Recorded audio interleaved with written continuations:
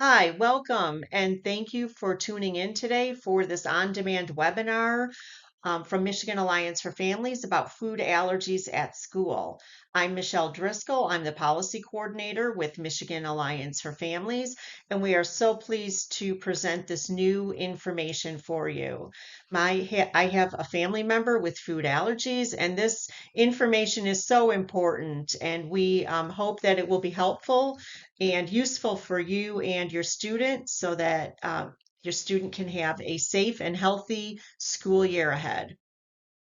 And my name is Karen Wang. I am the transition specialist at Michigan Alliance for Families, which means that I typically focus on the transition from special education into adulthood.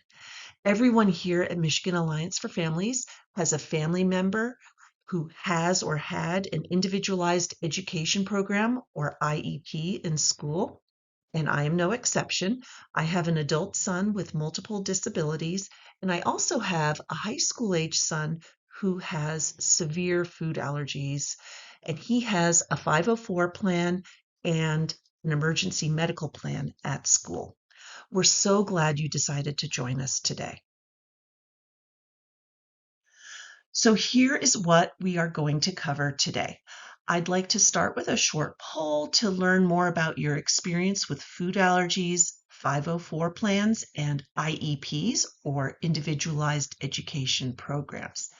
Then we'll provide an overview of the federal laws covering food allergies in schools, followed by the rights and responsibilities of the school, the family, and the student. Those are the three stakeholders of food allergy policy in schools. The heart of this workshop will be going over the types of documentation for student food allergies in school. And I mean the emergency medical plan, which could go by a different name in your local school district, a 504 plan, and an individualized education program or IEP. Staying on top of the documentation ensures not only that the school staff will know what to do in an emergency, but it can also detail changes in the classroom environment to keep your students safe. We'll also talk about food allergy policy with regard to school lunches and extracurricular activities such as chess club or sports. And then we'll go over the importance of teaching self-advocacy and safety awareness from a very early age. I really want to understand who's in the audience today, so I'm going to ask some questions about why you're here. You can type your answers in the chat if you're comfortable doing that, or you can contact your regional parent mentor. First, what is your student's allergy? Peanuts are the most common food allergy, and that's what my student has. Is your student's allergy life-threatening? Maybe you've had a terrifying experience with your student's food allergy. I know I did with my son. Or maybe you're just not sure. Does your student have some type of emergency medical plan at school? Now, this can go by many different names: a healthcare plan, a medical action plan, allergy action plan, allergy management plan, but it's going to be some type of written plan signed by the parent and your doctor. Often, the emergency medical plan allows the student to carry an EpiPen in school. An EpiPen is a device with an injectable medicine that significantly slows down an allergic reaction. It doesn't always stop the reaction completely, but it can save a person's life while waiting for first responders. Does your student have 504 plan at school? This is the plan that lists accommodations that your student receives in school due to a medical condition. Does your student have an individualized education program or IEP at school? Do you know what an IEP is? So let's look at some of your answers. Your responses can help give us insight into what type of information is needed by families. I see a lot of peanut and tree nut allergies, some shellfish, and some of the more complex medical conditions like eosinophilic esophagitis. So all of those are major concerns that can be addressed in school through the documentation that I've mentioned. Now, Michelle is going to explain some of those rules, regulations, and laws, including what a 504 plan is and what an IEP is.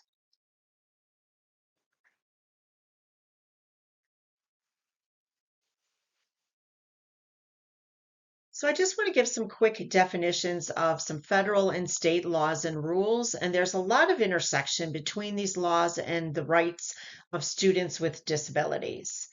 So the Americans with Disabilities Act, the ADA, is the federal civil rights law that prohibits discrimination on the basis of disability in many areas of public life. And this includes jobs and schools, transportation, and many public and private places that are open to the public. The Individuals with Disabilities Education Act, the IDEA, this is also federal civil rights law, and it ensures a free, appropriate public education to eligible children and students in the least restrictive environment. Section 504 of the Rehabilitation Act of 1973, you might hear be called just Section 504. This is another federal civil rights law that protects qualified individuals from discrimination based on their disability. And in school, this ensures eligible students have equal access to education through a 504 plan. The Michigan Administrative Rules for Special Education is the rule book for how special education services are implemented in Michigan. So states can do more than the federal laws, but they can't do less than what's required by federal law.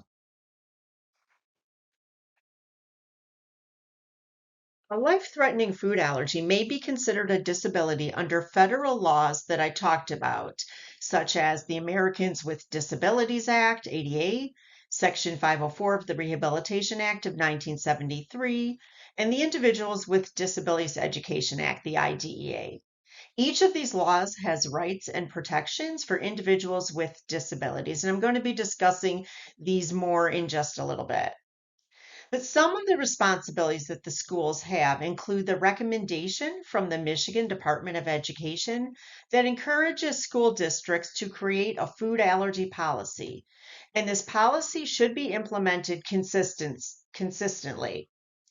Schools must also provide staff training, ensure emergency medication is accessible, prepare and respond to allergy emergencies. Schools should be prepared to respond to emergencies in students who have no history or previously diagnosed food allergy, and ensure eligible students receive the supports and services they need under Section 504 or the IDEA.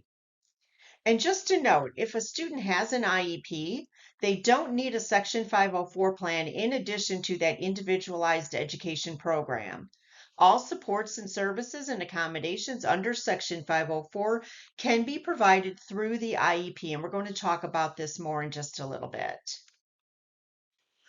Now, anytime a student has a serious medical condition, it is the parent's responsibility to inform school staff about it so that they can provide an appropriate educational environment.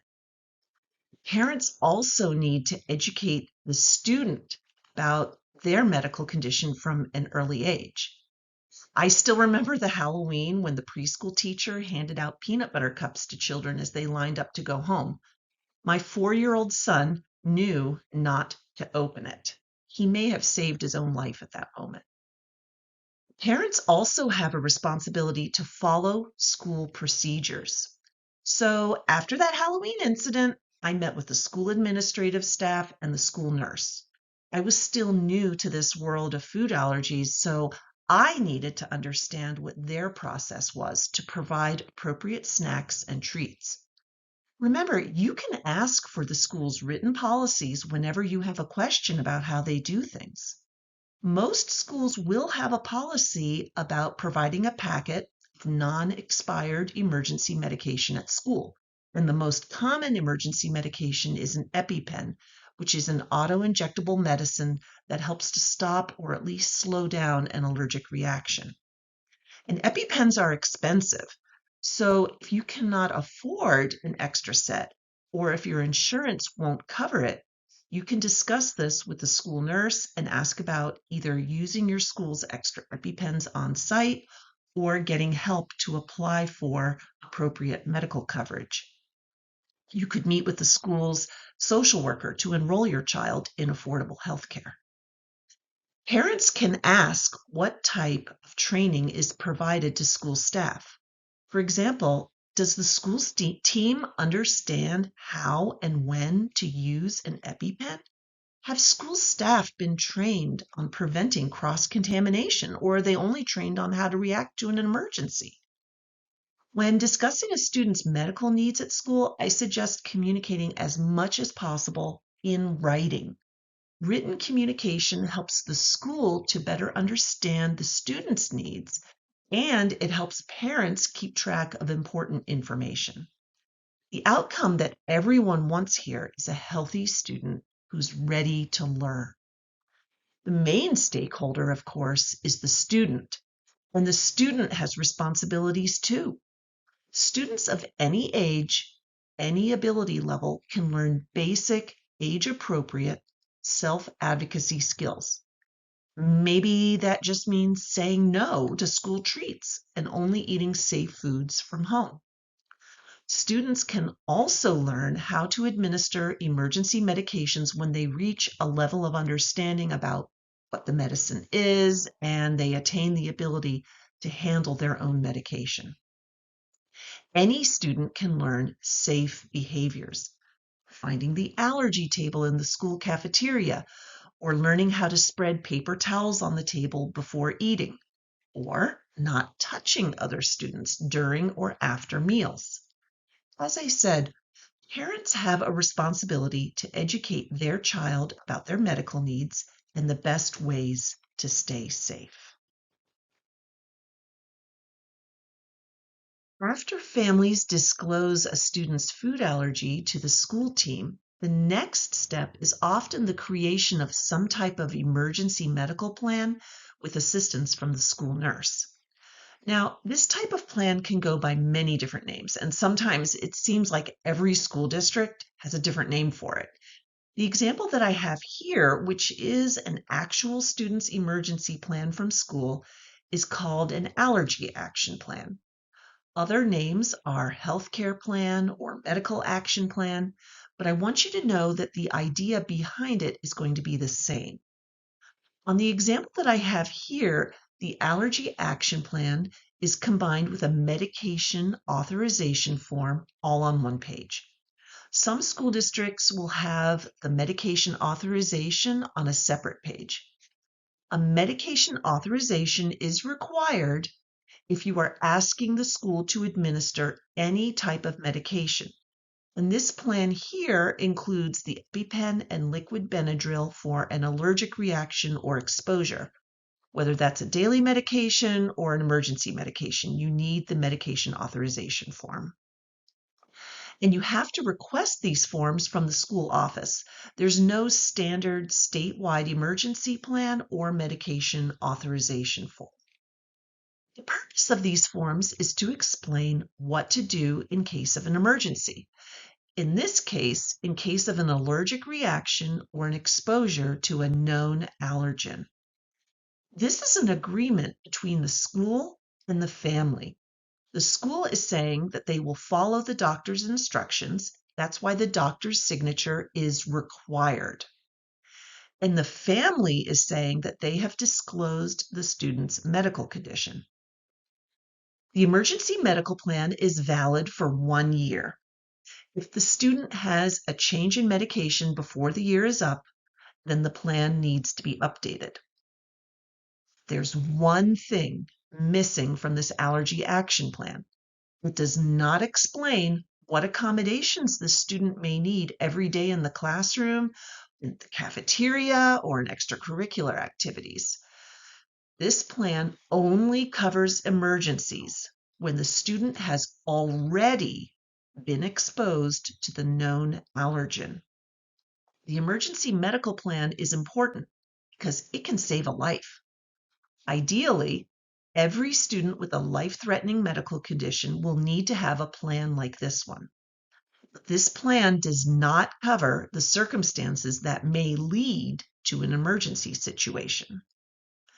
The information on this plan can be included in a 504 plan or an IEP at school. And while you're working on this plan, you can ask the school nurse questions about it. Some questions you might want to ask are, what is the school's policy on food allergies?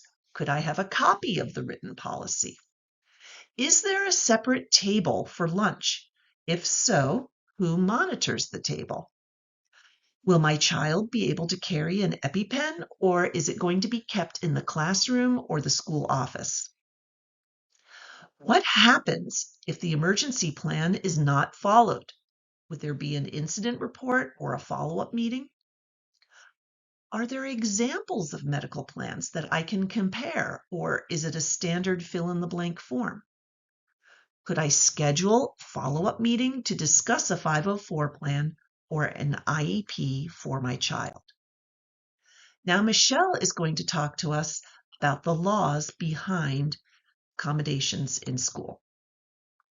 So let's get a bit deeper into these laws that protect these eligible students with disabilities. Please bear with me for just a little bit while we discuss these laws. I promise that we're going to talk about how all of this can help your student be supported in school. Section 504 of the Rehabilitation Act of 1973, as amended, is the federal civil rights law that prohibits discrimination against individuals with disabilities. And this law applies to employers and organizations who receive federal funding. This includes hospitals, nursing homes, mental health centers, and human service programs. It also applies to educational institutions, and this is what we're talking about today. In a school setting, Section 504 ensures eligible students with disabilities have equal access to education through the development of a Section 504 plan. A student with a food allergy can be eligible for accommodations, supports, and services under Section 504 if the food allergy substantially limits one or more of the student's major life activities. If eligible, the student must then receive education that is comparable to the education provided to non-disabled students, including any needed supports, accommodations, and/or services. And I'm going to talk about what substantially limits and what major life activities means in just a bit. Section 504 covers qualified students with disabilities who attend schools receiving federal financial assistance. So, to be protected under Section 504, a student must be determined to have a physical or mental impairment that substantially limits one or more major life activities, or have a record of such an impairment, or be regarded as having such an impairment. All right, so that last slide said a physical or mental impairment that substantially limits one or more major life activities. Let's break that down just a little further. What does substantially limit mean? There is no definition that's provided for substantial. The determination of a substantial limitation must be made on an individual basis with respect to each individual student. An impairment need not prevent or severely or significantly restrict a major life activity for it to be considered substantially limiting. The beneficial effect of mitigating measures other than ordinary eyeglasses or contact lenses must not be considered when determining whether an impairment substantially limits. Mitigating measures are things like medications, prosthetic devices, assistive devices, or learned behavioral modifications that an individual may use to eliminate or reduce the effect of an impairment. These measures cannot be considered when determining whether a person has a substantially limiting impairment. It is enough that an impairment substantially limits the ability of an individual to perform a major life activity as compared to most people in the general population. So let me give you a food allergy example. For example, a student who has a food allergy and requires carrying an EpiPen is still allergic to the food and should not be exposed to it. The EpiPen doesn't eliminate that risk of the student having an anaphylactic response in which the student stops breathing. It only stops or slows down the reaction at that time. So, trying to clarify this just a bit, mitigating measures like medications and prosthetics, etc., these only reduce or stop the effects of the impairment temporarily.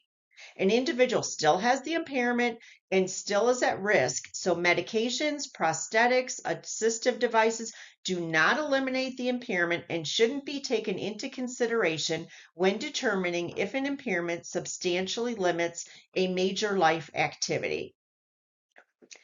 So this slide has a list of some of the major bodily functions that are now considered major life activities. A person can have a disability and be entitled to the civil rights protections of Section 504 without being eligible for special education and related services. Some conditions that have been found to be protected under Section 504, even if a child does not need special education related services, include anxiety, diabetes, food allergies, and mental illness. And just remember, this list on your screen is not everything. These are just some examples of major life activities. So now that you have more information about what disability looks like under Section 504, what substantially limits means, and what some major life activities can include, let's talk about evaluation and eligibility under Section 504. There are no specific requirements for schools to conduct evaluations for eligibility for a Section 504 plan. That decision to conduct an evaluation is based on the individual circumstances of each individual student. The 504 team typically includes a Section 504 coordinator, the parent, if appropriate, the student, and any other school personnel who are knowledgeable about the child, the meaning of the data, and placement options. After evaluations, if the student is eligible for accommodations or services under Section 504, these are provided at no cost to parents. A 504 plan is developed.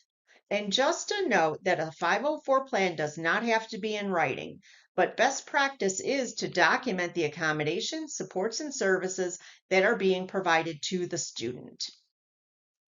There is not a specific requirement in the federal regulations about how often this plan needs to be reviewed. The 504 plan and eligibility should be reviewed periodically and can be more often when parents, the student, or school personnel identify a change in the student's needs that may require a change in the accommodations, supports, and/or services that are being provided. And the 504 plan does not expire. If you want to know more about Section 504, get into some more of those details, you can go to the Michigan Alliance for Families website and watch the Section 504 video on our YouTube channel.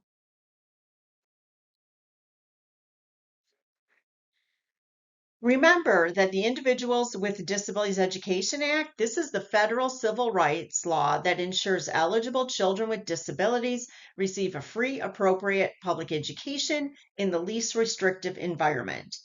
And each state must follow the IDEA and may also create additional laws and rules. So in Michigan, those rules are the Michigan Administrative Rules for Special Education.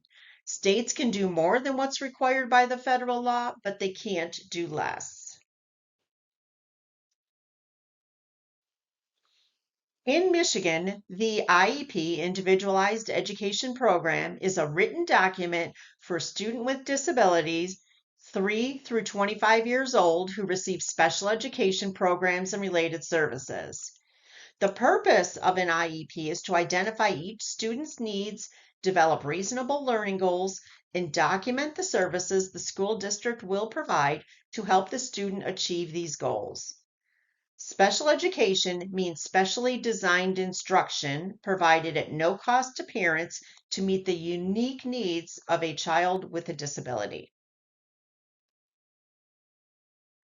If your child has a food allergy that adversely affects their learning, the first step is to request a full and individual evaluation to see if the child may be eligible for special education and related services. The reason we suggest starting with this full and individual evaluation under the IDEA is that it is a more comprehensive evaluation than under Section 504, and it does have specific timelines in which the evaluation must be completed within 30 school days of when you gave parental consent for the evaluation process to begin. We suggest that the request for an evaluation be in writing, and the Michigan Alliance for Families website has template letters you can use to get started. You can then add the specific information about your child and your concerns. This letter is submitted to the special education administrator at the school. A multidisciplinary evaluation team will conduct the evaluation and make an eligibility recommendation to the Individualized Education Program team, the IEP team, of which parents are a part. The evaluation team will look at all areas of suspected disability, reviewing the eligibility criteria found in the Michigan Administrative Rules for Special Education. And there are 13 categories of eligibility. The IEP team, which includes parents, considers the multidisciplinary evaluation team recommendation and determines eligibility for special education related services under the IDEA. The IEP team is not bound by the MET decision, but they use it as a basis for making eligibility determination. So, for example, if the student is eligible under two categories, the IEP team determines which one is primary and addresses all needs in the IEP. The unique needs of the student are considered and could include things like anxiety about food allergies, health issues, or learning difficulties. And Karen's going to talk more about workshops and where you can find more information about how to dig deeper into these eligibility categories. So this slide is just an overview of some of the main differences between a Section 504 plan and an IEP, and we wanted to include this in here as a reference for you. Just a reminder, the Section 504 education team must determine if the student has a condition that substantially limits one or more major life activities that we discussed earlier. The fact that a student has a record of an impairment or is regarded as having an impairment is not enough by itself to determine eligibility for a Section 504 plan.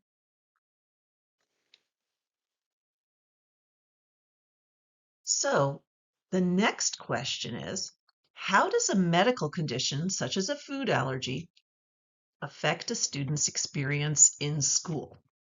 How does a food allergy make a student eligible for school accommodations? Well, oftentimes students with a medical condition such as food allergies will miss instruction time due to medical appointments. So maybe those students will need extended time on certain assignments. Students with food allergies often experience isolation during lunch or snack time so that they're not exposed to the allergen. Or the student with food allergies may miss out altogether on homemade birthday cupcakes served during class. Is there an accommodation like a food allergy table in the cafeteria, or can the student invite a friend to eat lunch together in the school office? Can the student keep a box of safe treats at school so that they have something to eat during celebrations? Students with food allergies often also have environmental allergies or asthma. So they may experience discomfort at school from being itchy or having a dry, scratchy throat or watery eyes. This physical discomfort can really get in the way of learning. So they may need accommodations for dispensing medication or making environmental changes to the classroom. Some students with food allergies have anxiety, ongoing fears, and chronic stress because of the ever-present possibility of a life-threatening reaction, especially if they have been teased, bullied, or threatened because of their allergies. These students may need additional emotional support and coping methods in school. I know that this is a topic that I always bring up during my son's 504 meetings. Finally, a life-threatening allergic reaction can happen in school, a real medical emergency. This happened to another student at my son's school a few years ago, while my son was also sitting in the high school cafeteria. Students need to have supports and a plan in place to prevent these emergencies. Schools are supposed to be as safe for students with disabilities as they are for students without disabilities. That's where everyday accommodations can help students with food allergies. The nonprofit Food Allergy and Anaphylaxis Team, or FAC, has a long list of possible accommodations for school, and you can find a link for that on the Michigan Alliance for Families website. Here I have a sample of things that you may want to think about when requesting accommodations for food allergies, either in a 504 plan or in an IEP. First, will the student carry their own EpiPen or will it be kept in the classroom? Do other students need to wash their hands before returning to class after lunch? Do you need a hand washing station near the classroom? It will depend on how severe the child's allergy is, but I can tell you from personal experience that my own son has had a reaction caused by touching shared lab equipment. One day when his lab partner quickly finished a peanut butter sandwich in the classroom doorway right as class started. Will tables and shared equipment be cleaned before the student who has allergies enters the classroom? Again, this is going to depend on how severe the child's allergy is. How is food being stored at school? Is there a separate preparation area with separate equipment for food allergies? Have the food service staff been trained on food allergies? What type of training was it? The idea here is to reduce the risk of cross-contamination. Is there an allergy table in the cafeteria? Is the table monitored for student safety or is it on an honor system? My son had a fantastic experience with good friends at the allergy table in elementary school. Then in middle school, it was on the honor system, and my son was physically threatened with a peanut butter sandwich by an aggressive student at the allergy table. Parents need to know what the school policy is before crisis occurs. Or does your child prefer not to sit at an allergy table away from friends? What types of self-advocacy skills and accommodations do you need to make that happen? Will allergens be banned from the student's classroom? Who's checking? How often? Will the teacher use non-food rewards in class, or are some types of candy going to be used as rewards?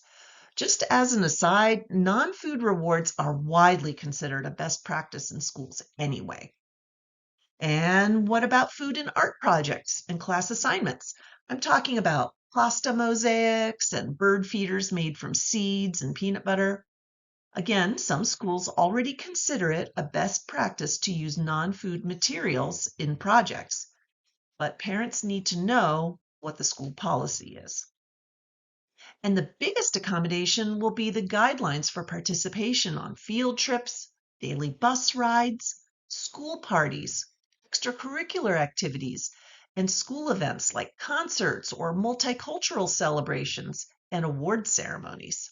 There's food everywhere, and it's not right to exclude a child from these activities due to a medical condition such as a food allergy. Now, each of these accommodations is based on federal laws and actual court cases. And I've got stories from my own family about every one of these accommodations too.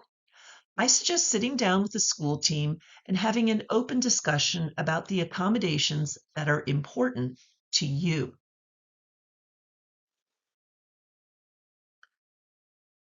I want you to come away from this workshop today knowing that you can request safe meals for your child in school. The Michigan Department of Education has outlined a clear process to follow that makes this possible. You can ask the principal of your school if there's a policy on food allergies. I suggest asking for the school policy whenever your student is starting at a new school building. Before you can request safe meals at school, the student must have an IEP or 504 plan with specific accommodations for a food allergy. These accommodations will be in addition to a medical action plan. Examples of accommodations from the Food Allergy and Anaphylaxis team, FACT, are on the Michigan Alliance for Families website. And another thing to check on, ask the principal if the student's school receives federal funding for a child nutrition program. As a requirement of the federal child nutrition program, schools must make reasonable accommodations for students with food allergies. Then the student's physician will sign a completed medical statement form from the Michigan Department of Education website. And we also have a link for the medical statement form on the Michigan Alliance for Families website. If you don't have a printer at home, you can ask the school to print this form for you. When the school receives the completed medical statement form signed by a physician, the school food service department must make the substitutions as listed by a licensed medical professional. I suggest also writing a letter or email to the school principal requesting a safe school meal free from cross-contamination. Now Michelle is going to talk about extracurriculars. So schools must provide non-academic services and activities in a way that provides students with disabilities an equal opportunity to participate. And this includes athletics and special interest and other groups or clubs sponsored by the school district. The school districts must afford qualified students with disabilities an equal opportunity for participation in extracurricular activities in an integrated manner to the maximum extent appropriate to the needs of the student. This requirement means that a school district must make reasonable modifications to its policies, practices, or procedures whenever such modifications are necessary to ensure equal opportunity, unless the school district can demonstrate that the requested modification would constitute a fundamental alteration of the nature of the extracurricular activity.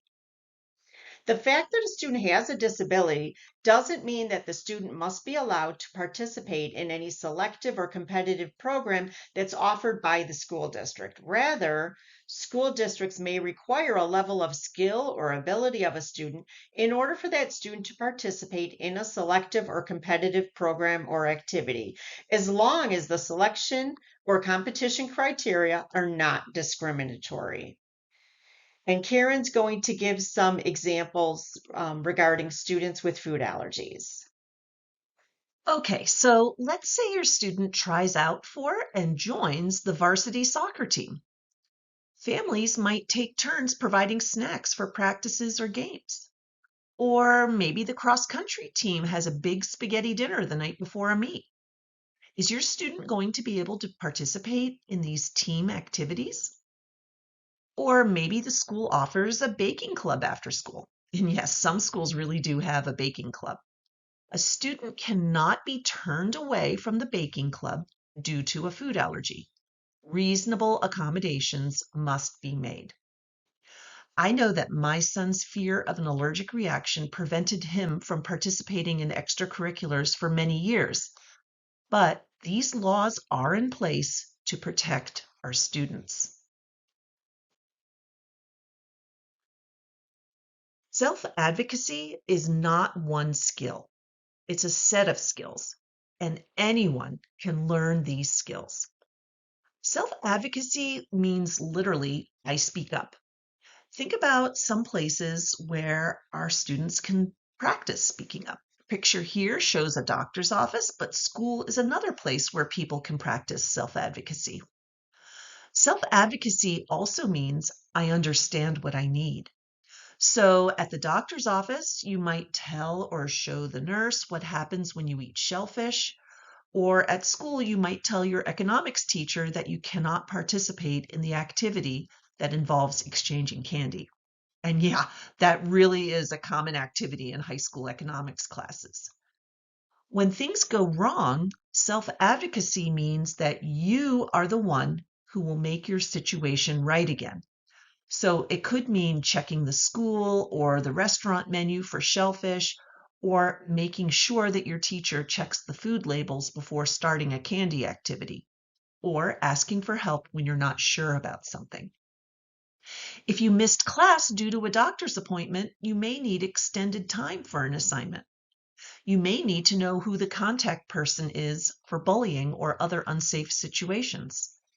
Or maybe there's a situation when you need to retake a test. Asking for help is something that everyone has to do sooner or later, and it's an important part of self-advocacy. Basically, these skills are to communicate what you need, set a goal to get what you need, and to do each step to achieve your goal. Safety awareness is a huge part of self-advocacy. Kids at any age or ability level are capable of learning basic safety behaviors. The first thing we can do as families is to start early with safety lessons. Think about how old your child was when you began teaching about crossing the street safely or teaching about not eating while running to prevent choking. I speak from personal experience. My friends and neighbors used to tease me about using the word danger over and over with my tiny daredevils. When food allergies are involved, one of the first lessons is not to share food under any circumstances. Only eat the food that you know to be safe. This can be really hard for young kids learning new social skills. It's especially challenging when the adults in charge don't understand food allergies. One time at a chess club event, my son was given muffins that were cross-contaminated with tree nuts after being assured that they were safe. The adult later told me, admitted that she hadn't even read the food label at all. Asserting your personal space is a major self-advocacy skill, especially in the world of food allergies. A friend of mine taught her young daughter to measure her personal space in the school cafeteria with her elbows, and then to spread out paper towels on the table, and then to open her lunchbox on top of the paper towels, and to keep all of her food within the zone of the lunchbox and the paper towels. It was like a little ritual for personal space. Personal space also means not touching other children. Right after lunch, it's safe to assume that at least some of the kids in an elementary school are going to have peanut butter on their fingers. So kids with food allergies need to keep their distance. I know that some of you want me to talk about harassment and bullying of children with food allergies. Unfortunately, I do have direct experience with this issue. All children need to be able to identify trusted adults, and they need to go straight to those adults whenever they are targeted. In my son's case, the first two school administrators that handled his case denied my son's request for accommodations due to bullying. I gave copies of all communications to a third trusted adult, school counselor, who took the situation very seriously and followed through on appropriate accommodations. What I'm saying here is that children need multiple trusted adults in their lives. If the first adult doesn't respond, go to another adult and another until the child feels safe. As soon as they are able to read, children can be taught to read food labels. They can be taught to ask questions about food ingredients, and they can be taught to make informed decisions. This learning process can really be empowering for our kids. I have personally seen young children educating adults about their allergies and why it's important to be aware of ingredients. In addition to reading labels, children with food allergies could also find empowerment in grocery shopping, cooking, and meal preparation. At the grocery store, they can learn how to recognize the allergens without bringing them home. These activities put children in control their own health, and it can help reduce their anxiety around food. Learning to use their medications is another empowerment tool. If your child is too young to carry their own medication, they can still learn what they look like and how to store medicines. EpiPens typically come with a trainer, which is an empty cartridge that has no needle. Your child can learn how to self-administer the EpiPen and count to 10 with it just from using the trainer. Whatever your situation may be, and whatever the child's age may be, learn to ask lots and lots of questions. Ask about written school policy. Some schools have allergy tables, some don't. At restaurants, you can ask if peanut oil is used in the kitchen. Ask to see food labels during snack time. Ask what the snack will be at soccer practice. Just keep on asking. To summarize the information that we've presented today, keeping our kids safe is a team effort.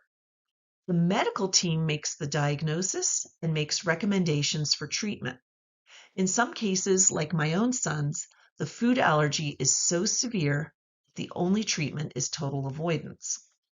The family then uses this information to make lifestyle modifications or changes at home, to educate the child about their medical needs and safe behaviors, and to communicate proactively with the school team, ideally in writing.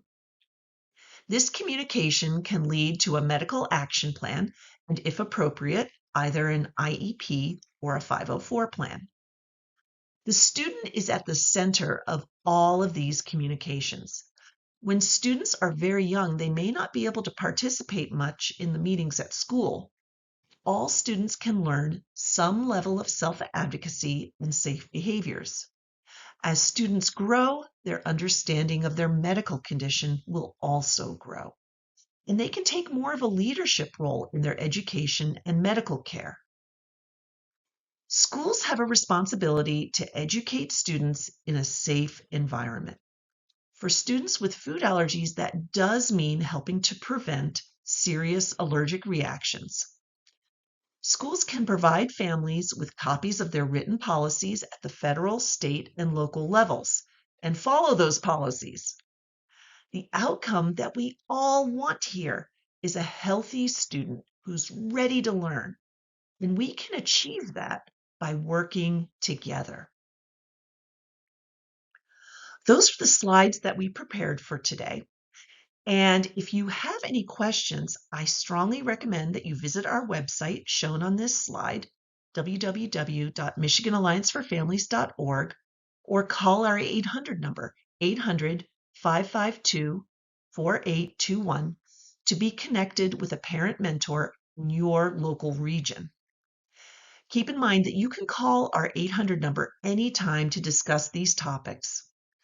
The regional parent mentors know how to find the answers.